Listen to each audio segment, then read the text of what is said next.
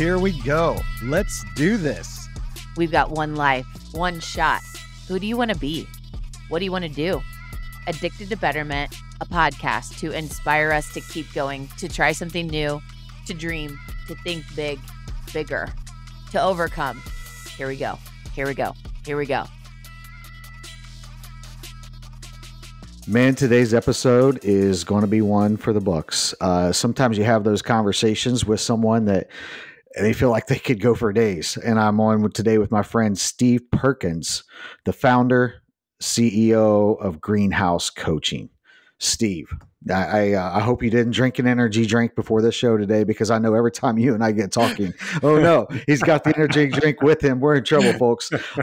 Man, Steve, welcome to the show today. I'm really excited to dive in.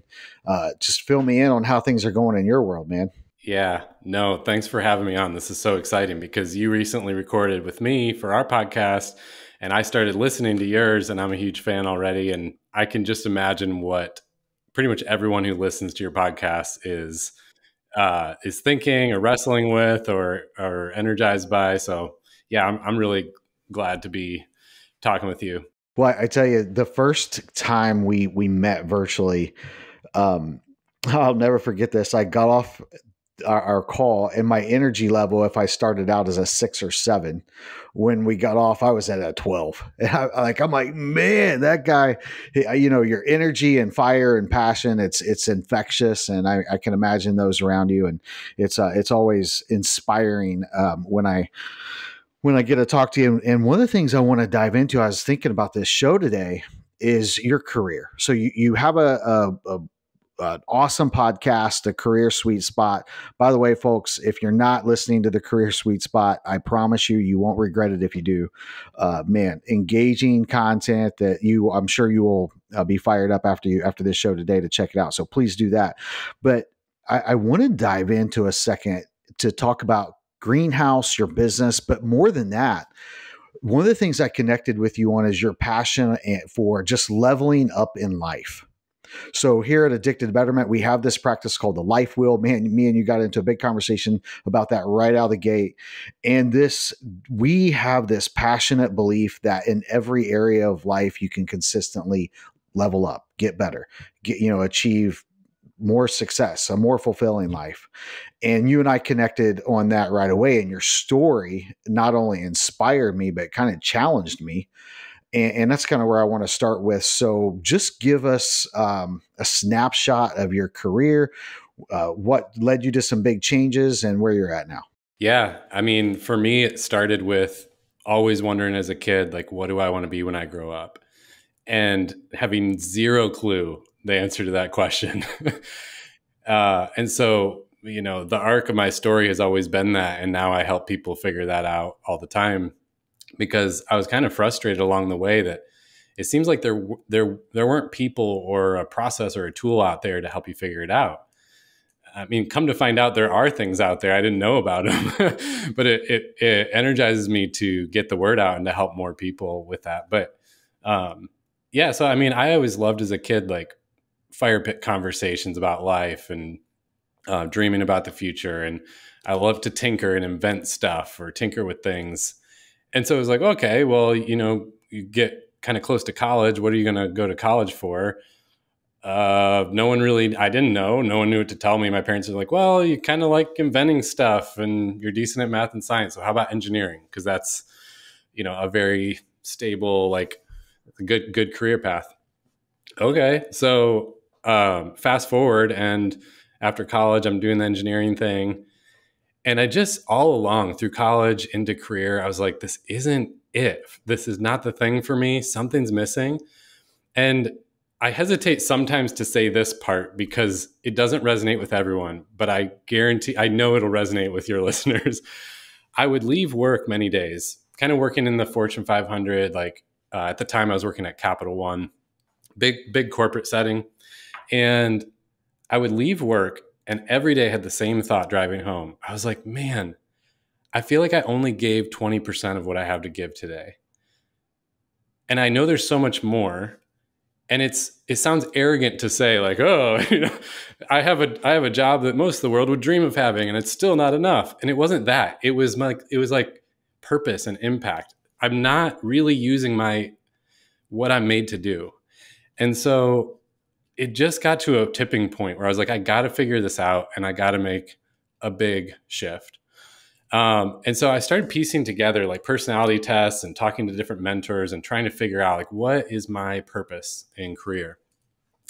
And all of those things helped. And I started kind of creating a process as I did it and testing it out with friends like, hey, try this, here's some questions or some things to think about. But a lot of like personality tests, you do it and you get the results and you're like, okay, now what do I do with this? It's still kind of a dead end. How does it translate to a job or a career? But I knew I was always entrepreneurial. I always liked to build things and dreamt of, having a business one day. But that just seemed like way out of reach. I mean, no one in my family had done that. I had done this stable path. Here I am with like the job that, my parents and me, and like we worked to get here. I can't just ditch it. You've got the cushy salary and benefits. Why would you leave that? And yeah, I just knew it wasn't the right thing for me. I felt very much boxed in many days. Like, okay, just come and do this job. And I always had ideas, or I was good at connecting with people, and you couldn't do that stuff. Like, just sit down and do your job. It's like, no, I'm good at creating new opportunity and building a team, and building a vision. And so it got to a point where I knew it's time to leave, but I don't know what kind of business to start. And so a bunch of things kind of happened, but one of them was I was meeting these coaches, and they were executive coaches at Capital One, kind of for the top level leaders. And they said, Steve, you should be a coach. Like, you're made to do this. I'm like, what is coach? I was like, I'm not really a therapist. Like, I'm more of a business minded person. So no, thanks. And thankful for them. Like, they kept pushing. They're like, no, you need to check this out. Okay, fine. So put that to the side. At the same time, the company wanted to kind of rejuvenate their culture, and they were picking up things like agile and design thinking and all these, hip new methodologies. And I was like, hey, can I start a culture team? Because I get how this stuff works. Like, we're saying, hey, you should collaborate, but teams are basically judged on how they do better than their peers on the team. It's like, there's just underlying culture that's not working. And they all looked at me sideways until I met this leader who was like, yeah, go for it. So he gave me a chance to be like an entrepreneur and kind of step into this entrepreneurship while I was still in the safety net of this big company. So I got to build a team and build products, and we were doing it. And through those two experiences, kind of starting to dabble in executive coaching school, doing some culture work, I was like, whoa, this is the thing. I still don't know what the business or job would be, but this is the thing. Steve, I got a question for you right there. This is awesome. And as you're talking, I feel like so many people can relate to that struggle that you're describing of, man, I got a good job. It pays me well. It's not, I'll use the word fulfilling me. I find this gap. I have more. I can give more. I want to do more in this lack of purpose. So I want to back up on that for just a second. So you're married, kids. So I'm wondering, what role did, man, I got a wife and I have a kid, I have responsibility.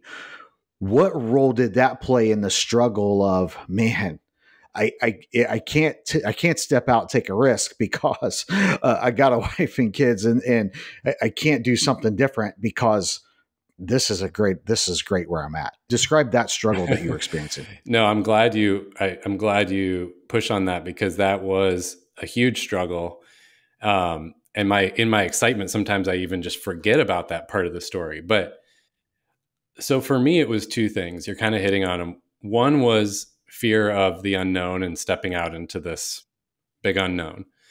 But I'm entrepreneurial enough in nature. That wasn't really the roadblock for me. I was excited and energized to go after that challenge. The bigger roadblock for me was the second thing, which was the fear of letting down the people around me. And what that looked like for me in that time was, hey, my parents, like, they didn't get to go to college really. They worked really hard and created these amazing opportunities to get me where I'm at. I can't just tell them I'm ditching it all. Like, they'll disown me. Then there was the bigger fear of, well, my wife's going to think I'm nuts and be like, see ya. We need stable income and we've got, yeah, house and baby and all these responsibilities. And by the way, she had just, for a number of reasons, she had just stopped working. And so here I am wanting to make this shift when we have no other income. And now looking back, I've grown a lot since then. I'm a lot better at opening up and telling people in my life what I'm thinking, what I'm wrestling with. But at the time, I kept it all in. Like, I never even told anyone in my life that I dreamt of being an entrepreneur. I mean, I was terrified to even tell people about those thoughts because it seemed so like bogus. Man, Steve, I feel like what you're saying resonates with so many. So maybe for some, it's not the dream of being an entrepreneur. Maybe it's not starting my own business, but most of us in some area of our life want more, feel like we have more, and want to do the thing. And there's this fear of whatever it is that holds us back. And what I heard you say was the fear of others' expectations, of letting people down. And that can be a real, it's not made up. That's a real thing. We have people in our lives that we're responsible to and are counting on us to do well. And so, man, I'm really glad you shared that, because so many times, we say on our show, take the action, do the thing, go for it. And the reality is that's a lot easier to sit here and say while we're on a podcast. And so, sharing the reality of that fear, because I feel like that is where so many people get stuck, is in this idea phase. And then all the what ifs pop in our head. What if this doesn't go as I hope it does? And obviously you're a talented, very smart guy, and what you're doing is awesome. But I knew that there had to be some level of that where the fear could be paralyzing. What helped you get past that? What helped you say, man, the risk is worth it, I'm going for it? I mean, it took a long time, first of all. I'm glad you used the word paralyzing. It was crippling to me. And it's why I like to share that nuanced part of it, because the easy things to say are, yeah, fear of, will the business work? And can I make enough money? And will anyone buy this? Like, that's the obvious fears. But I think you're right. Like, the part that gets dismissed is actually the internal, more psychological fears of, well, what are other people going to think in my life? And that was the crippling part to me. If it was just me and I had no connection to anyone, I would have just like up and left and tried it. But I guess this is kind of I don't know. It might be a little funny what got us over the hump, because it took me a long time to work up the courage to share with her. I had been meeting with a mentor for breakfast like every week for a while, and he had run a few businesses. His name's Tommy Thompson. He has a great podcast called Space for Life, by the way, plug for him. But we had this one breakfast where he had been walking me through some steps to get clear on my life mission. And I was just given a lot of, I tend to overthink stuff and I have lots of thoughts and I can't distill them. And he had kind of listened for a while and he leans over, I'll never forget at the moment. He leans over the table and he goes, Steve, kind of looking me right in the eye. He's like, I bet you if you could help the people you love the most in your life figure out what they are meant to do, that would probably just light you up and give you so much fulfillment. And I just started tearing up. Like, I just was stunned. I was kind of like sitting there still and just tears started kind of welling up. I still do, thinking about it, because it was so deep and core to what, to my purpose. And that I always tell clients now, when it gets emotional, that's when you're hitting on something. Because we kind of laughed after that. Tommy and I were like, well, that was funny. Like, where did that emotion come from? I mean, he was pressing into something so core to who I am that it was emotional to think about. And so I give him a lot of credit of some of those moments started to give me courage. Okay, I got to talk to Ashley about this. I have no idea how. I'm scared as hell to bring it up, but I got to do it. And so one day I'm like, okay, I got my plan ready. I had the numbers like in this spreadsheet because I'm an engineer. And I'm like, all right, I got to show you this thing. I've got this idea, and I'm all ready to show her like it's a real idea. It's going to work. And this isn't a knock against her. I'll explain it in a minute. But basically, like she took one look at the spreadsheet and just got angry at me. And it just turned into an all-out fight.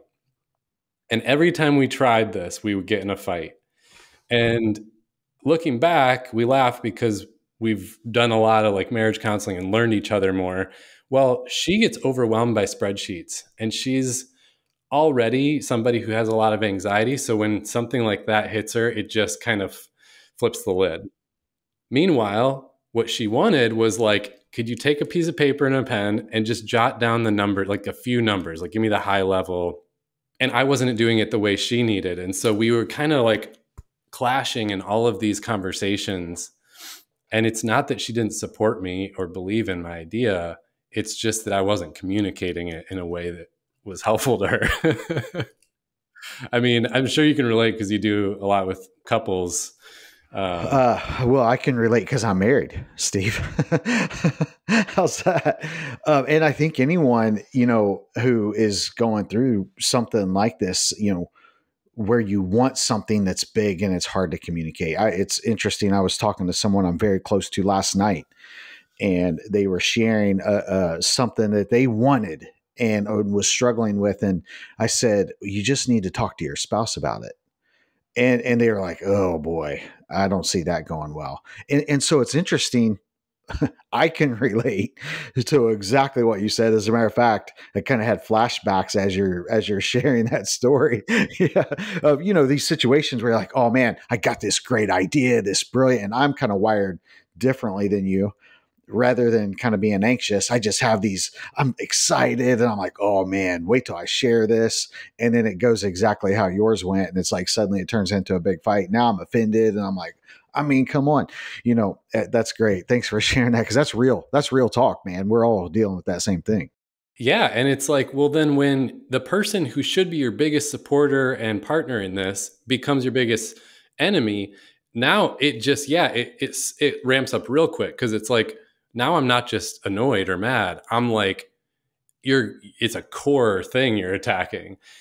And so funny enough, like, I mean, you and I could go for hours about this too, but on a spiritual and relational level, these attempts to start this business were the biggest catalyst for me and Ashley growing in our marriage relationship and me growing spiritually as a person. So it was like, whoa, I've seen it over and over when we would hit these roadblocks.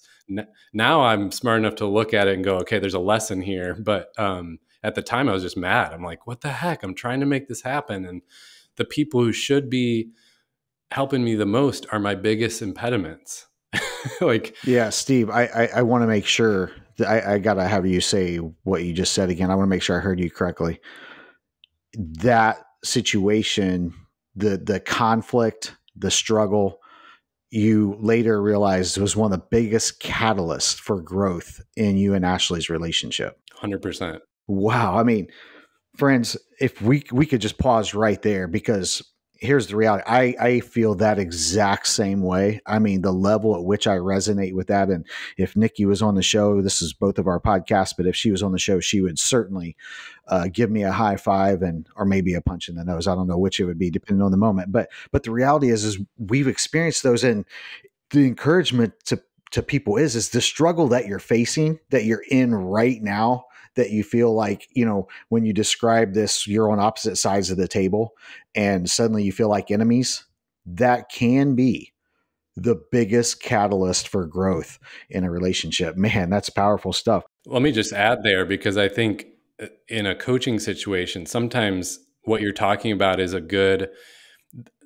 would ask yourself, if you're resonating with this, listening, ask yourself the question, like really, and you have to pause to do this, like pause and ask yourself, what am I noticing about myself right now in this struggle? Because what we tend to do is problem solve and focus on the problem and like trying to get through it. And we're just trying to survive, or we're just trying to get on solid ground. And there's something really powerful that happens when you go, okay, but what am I learning about myself in this? in you and I struggles, we didn't realize that till after the fact. But man, when you can realize it during the fact, sometimes it flips that struggle into more of a catalyst for growth. Because I think now I look back, and that's one of the coolest things. It forced me and Ashley to learn how to talk about hard things. And that's what we were worst at. So it forced us, because I was so passionate about starting this business that I was going to push through the hard.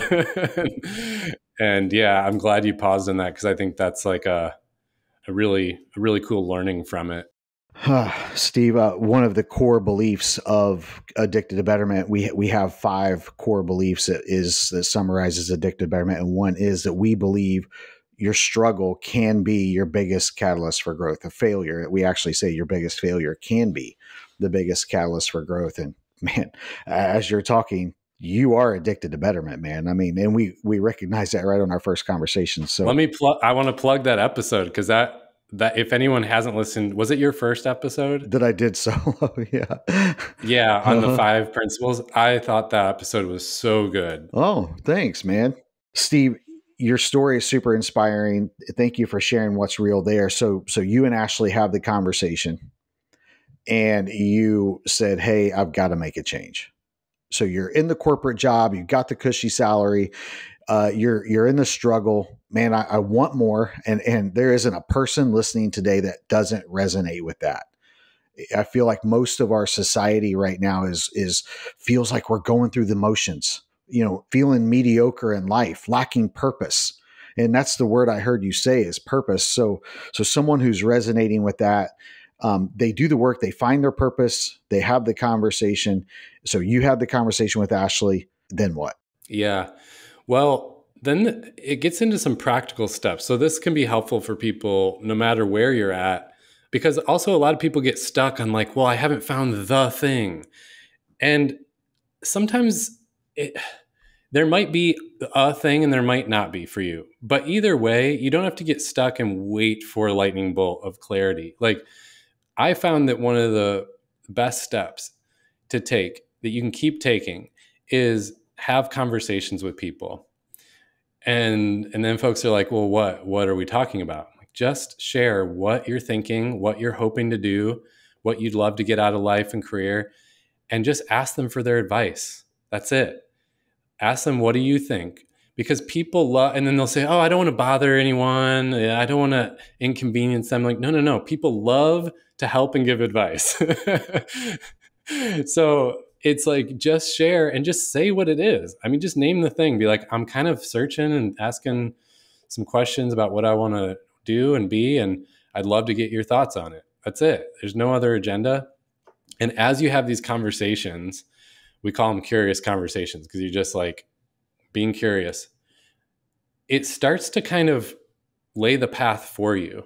It's like, you don't have to have it all figured out first. Other people will help you find your way.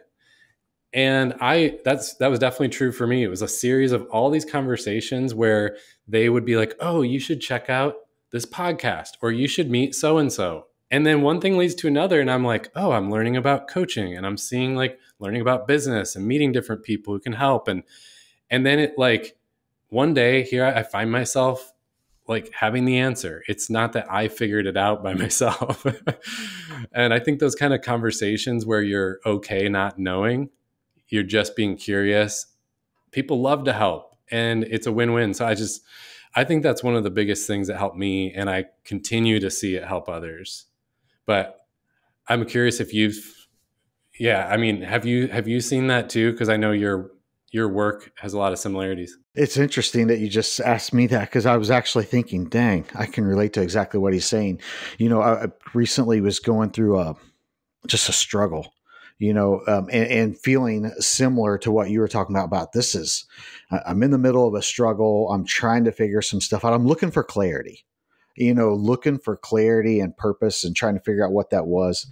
And in the course of conversations, just sitting down with people, seeking out the right people, making sure I was seeking out the right people was something I did. But sit down, and one in particular, person I respect and admire at the highest level, I asked to get on their calendar, said, I want to share some things that I'm working on and I want to get your opinion. And it's funny, so sit down and just sharing that and them really listening to hear.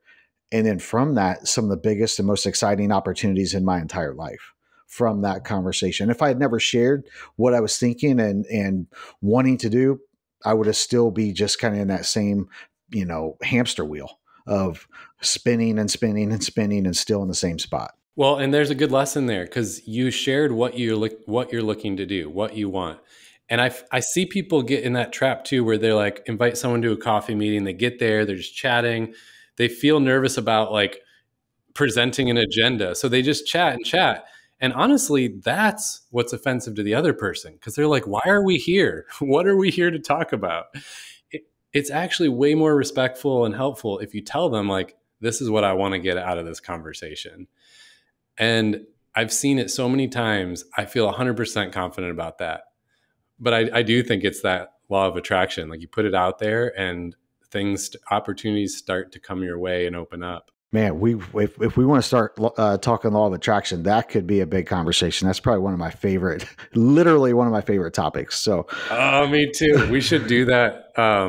Okay, I got to tell this story then,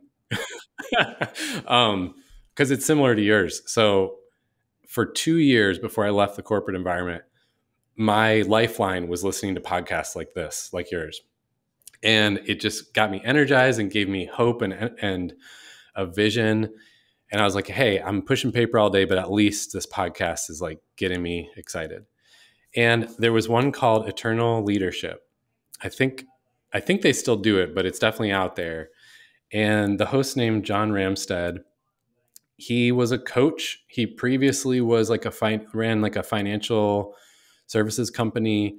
He had this crazy story where he almost died and just kind of like realized his purpose. And it was every episode he'd interview someone just like we're doing now, someone who was in business, entrepreneur, coach. And I was like, whoa, it was one of those things that was giving me a vision for, oh, I want to be like them. And, at the same time, I'm like, I had great leaders above me in the corporate setting. And I was like, I don't want to be like them. So this is starting to kind of suss out. Well, one day I had that little voice in my head, like, send an email to John Ramstead. I'm like, I've been listening to this guy every morning for 2 years. To me, he's famous. And he did have it was a big listener base on the podcast. But to me, I'm like, I can't just email a famous person. And I fought with that voice. And then I finally was like, okay, I'm going to do it. Just going to trust and take this step. And I sent the email. I was like, whatever, that'll never go anywhere. 15 minutes later, I checked my inbox and he had responded. And he was like, hey man, let's set up a call and talk. And I mean, you can imagine it's like pick your favorite celebrity. It's like they actually respond to you. It was crazy to me. So we set up a meeting. I'm like, this is insane, man. He basically became a mentor and taught me the first things I ever learned about starting and running a business. And he taught me how to get coaching clients and how to like set that up and make it successful. And to your point, it's like, well, I couldn't have planned that out, but putting it out there, I think when someone's like, oh, how did you go from, what you used to do to like running a successful business? Like it isn't one magic bullet. It's all the tiny little steps, and action brings clarity over time. You got to like take the steps over and over and take the little risks. And so I love your story, and it made me remember that one because like, well, that was one of 1,000 things, but that was one. Action brings clarity. Man, that's a great quote. Just do the next thing. When you launched your business, and I'm excited to get into that, I'm assuming that everything went perfectly, just as you planned, no curveballs, and it just jumped out to immediate success and has been that ever since. Am I wrong? Exactly. No, there's nothing to share. It's so easy. So tell me, tell me about the start. I mean, were there challenges? Were there setbacks? Were there moments that you doubted? And I'm like, what the hell have I done? Ashley's going to kill me and this is going to fail. Did you ever experience that? Yes, many times. And I'll say that one of the steps that helped me to start, again, someone taught me this along the way, but there's an idea in culture that entrepreneurship is equivalent to jumping off the cliff. And people, you hear them use that term all the time, like, oh, I'm not ready to jump yet. And I actually believe the opposite is true. I think that entrepreneurship is one of the safest moves you can make if you do it the right way. And what I mean by the right way is what this mentor taught me, which was have some milestones. And so instead of jumping off with no idea what you want or where it's going to go, have a few, like, say, okay, I want to make this much money by X date, and work it back and have some check-ins with yourself each month. Let me see, how is reality compared to where I wanted to be? Because where you have control as an entrepreneur is if it's not going according to plan, maybe I can pick up a side job or start Ubering, or like maybe I get to a point where it's really not working and I go back to the job I came from. You have the ability to pivot versus what everyone thinks is safe and secure in corporate America. You could get laid off tomorrow and you didn't even know it was coming. And so I actually think it's quite safe and secure if you just kind of plot out and have those check-ins. So you don't, it's not all or nothing. We make it this huge, like, it's either going to be a smashing success or fail completely and I'll be homeless on the streets. And it's like there's a huge middle ground of just being planful and checking in and being able to pivot along the way. So, I mean, that's what I did. Like, I started this business, and coaching is a hard business to start. And then right when I started getting some success, COVID hit and we lost all our revenue.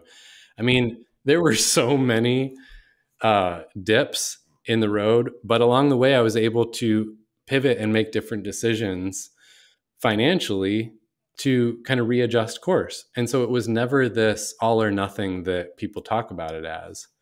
I think that was one of the biggest things that really helped make it more grounded, I guess. So what is greenhouse coaching? What is it? What do you do? What are you passionate about? Yeah. So greenhouse coaching, we help people grow the life they want. And we do that through various coaching and experiences. So we work with individuals online and in person, and we work with teams and companies to build a great culture and leadership. And so it's a combination of, it's very similar to what you guys do at the Life Wheel. Like, instead of the parts of our lives competing against each other, we're trying to help people to make those areas of life work together. And a lot of times that starts with career or leadership, where we spend most of our day figuring out what are you good at? What do you love doing? How to align your job with that, how to grow in the right skills. And then really crafting a vision for the life you want, the career you want, and working back to, okay, what are the steps this week and next week that lead there? That was another part that really helped me with launching, was having a vision of what I want the company to be one day. It's like it pulls you through those hard times, because for me, I dream about having really great retreats that are just like unforgettable experiences. You get away from the day-to-day distractions and you get to dream and breathe and be with other people.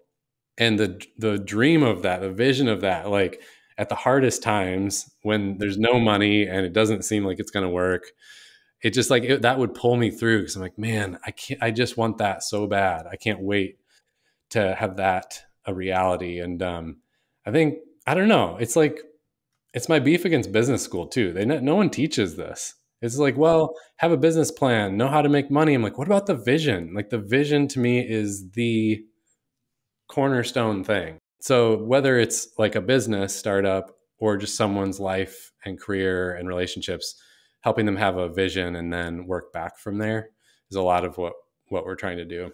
Thank you for sharing that. That's awesome. It's so similar to Addicted to Betterment and People Forward Network, that is helping people live, a meaningful life, do meaningful work. Actually, I say it different: do meaningful work, live meaningful life. But you're just doing that at such a high level and are obviously passionate about it.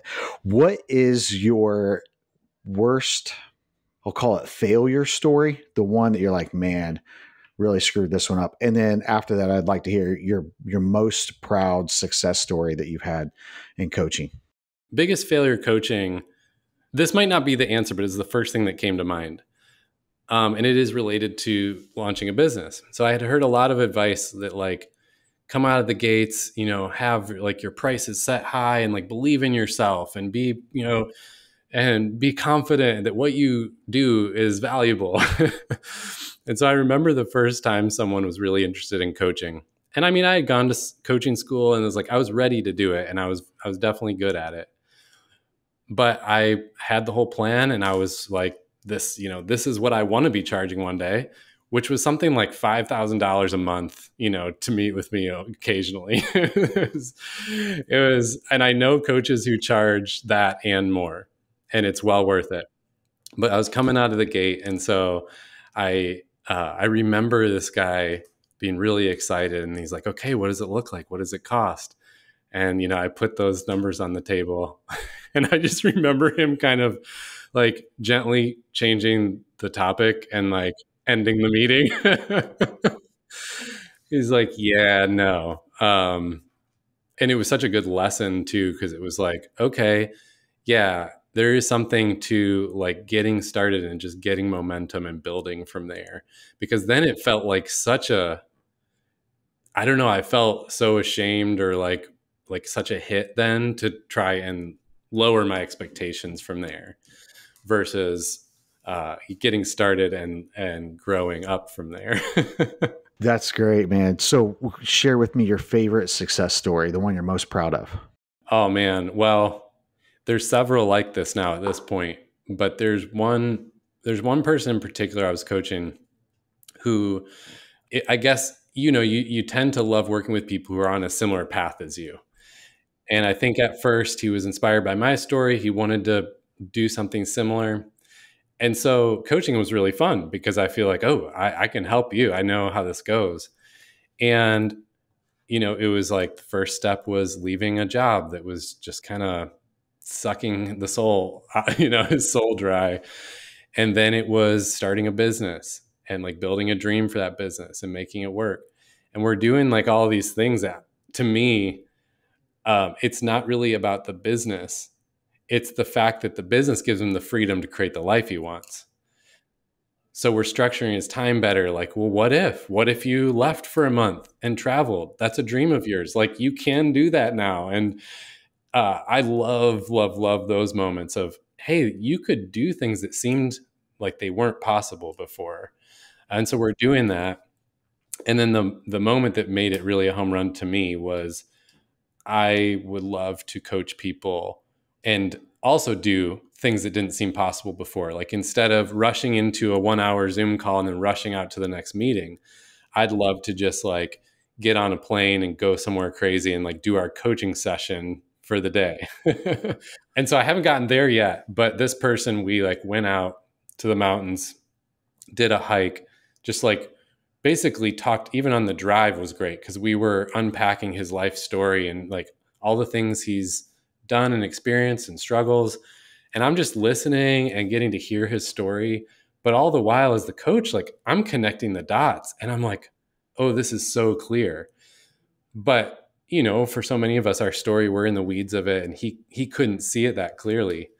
So finally later in the day, we're like drinking some bourbon by the fire pit. And he's just having like such clarity and breakthroughs about his new business and his life. And I basically got to then share back what I heard from that whole day of listening to his story.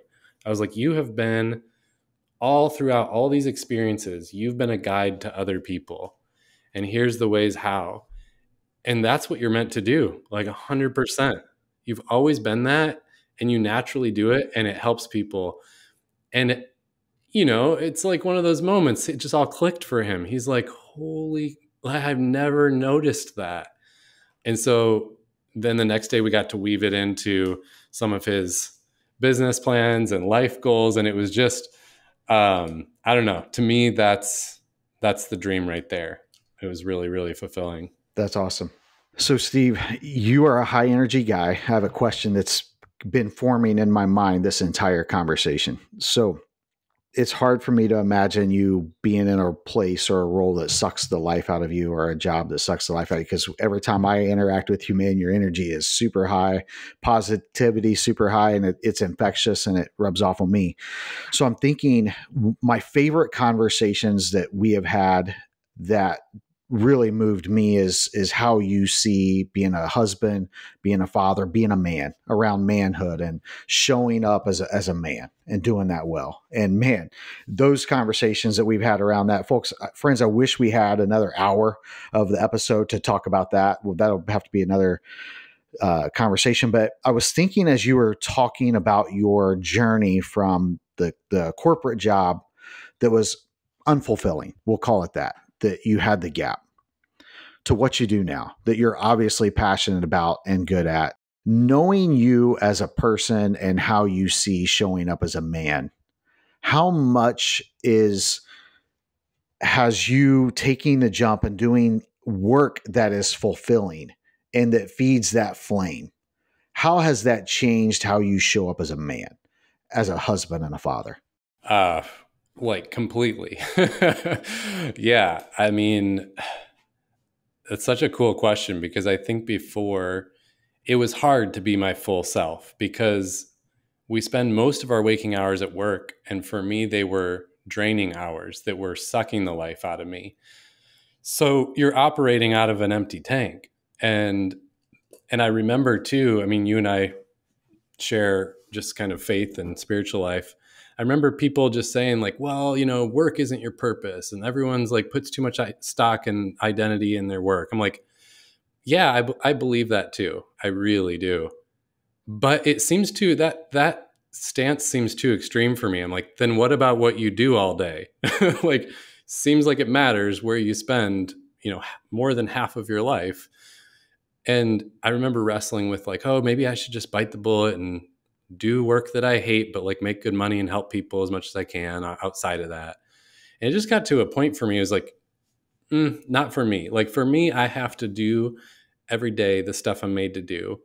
And that is going to fill a lot of that tank so that I can be helping people. I've heard friends say like, oh, figuring out your purpose, and that's so selfish. It's so like navel gazing, and only us entitled people in the world get to even think about that. I'm like, sure, yeah, there are many people in history who've not had the chance to like pursue their dream job. And a lot of people right now as we speak who like they're just fighting to survive. But if you have the chance, like it actually is all about others. If you are pursuing the thing that you are made to do, it's actually a selfless thing that is going to help other people because you're going to be at your best. And I found that, yeah, as a man and as a, in my relationships in my family, I mean, I became such a better person in those arenas because I was operating with a full tank, or at least a tank that was getting some fuel in it, and kind of fired up about being, doing the work I'm meant to do. And here's how I thought about it most days.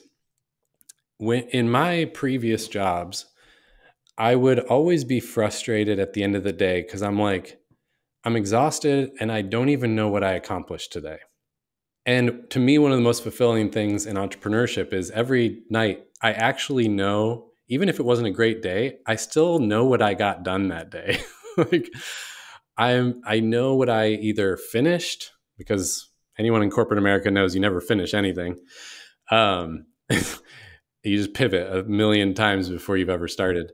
But also now I know who I'm impacting and how I'm helping them. It's like, no, we helped these people and in these ways. And that the satisfaction from that, I just can't even describe. Like it's not on a day-to-day basis. It's not necessarily like the big, the big stuff that's so satisfying about it. It's like the fact that I know what I accomplished or who I helped. So Steve, before I wrap this up, I can't help but imagine how many people are listening to this, driving down the road on the treadmill, or maybe they're at work in an unfulfilling job, but it can resonate with your story. I resonated with it for completely different reasons, but someone is in that place, and maybe it's a corporation that wants to have you work with their people. Maybe it's an individual who is looking for this kind of help. What's something that you would tell them? Where would they start? What's the first action that they would take? Obviously, I would recommend them reach out to you. You can. I'd love for you to share how to do that best. But what is some advice you would give people to take the first step? Again, I'm a big believer in vision, and in terms of personality types, it's somewhere north of 90% of people, that's not their natural way, is to start with vision. So I think that's why it's such a powerful step, is most people need to tap into that intentionally. So intentionally take the step to write down in words on paper a vision of where you want to go, what you'd love life to look like. You use you guys' life wheel as a framework, and just in each category, just write. There's something called hot pen. It's just like you write without stopping. And you just start writing like it's 2035. My life is perfect. Here's what it looks like. Boom. And then just start going Monday morning, Tuesday morning, like just write what it looks like, a day in the life, as if you're scripting a movie scene. Not bullet lists, but like prose. and the reason that's so powerful is because we tend to, the second we have a dream, we discount it. We're like, yeah, that's not practical. That's not going to happen. And so if you write without stopping, you prevent yourself from shooting down your own dreams. And yeah, it really allows like those things that have been maybe stuffed down or suppressed or told that you were, that they weren't realistic for all these years. It allows them to start coming back to the surface. And you just write. No one has to read it. You could burn the paper afterward, but like get it out of your system. And I think that's such a great starting point for wherever someone's at in this, take action journey. I know you didn't get on the show to get clients. You said that very clearly to me, but I'm going to turn the tables on you a little bit. I can't help it. Some people are going to want to reach out to you. How do they do that? I mean, our website, greenhousecoaching.co, is the easiest way. We're also everywhere on social media, but it's just like, shoot us a message, or you can find free tools there as well. But I think even if it's just one conversation with a coach, I think you're right. It helps you to move from stuck to enough clarity to get going. Man, that's good. Steve, what I loved about our first conversation and just hearing you talk today, one, the authenticity, we see the Instagram story, we see the Facebook story, and we often think that's, oh, I can never get to that. But hearing the real talk, the real struggle, thank you for sharing that, because that relates to all of us. It relates to me. It relates to every listener. What I heard you say today, it challenged me. And friends, I want to encourage you. If you're listening and you can relate to that empty feeling, that feeling that Steve is describing of, man, I got more, I want more. And that feeling of leaving with your tank empty and showing up with an empty tank in other areas of your life. Here are the steps that I heard Steve say. One, find your purpose. I love what you said about just writing that down. That's awesome. Find out what it is that drives your emotions. What is it that you get fired up about, passionate about? Seek out a mentor, a coach. You did that, and you talked about how life-changing that was.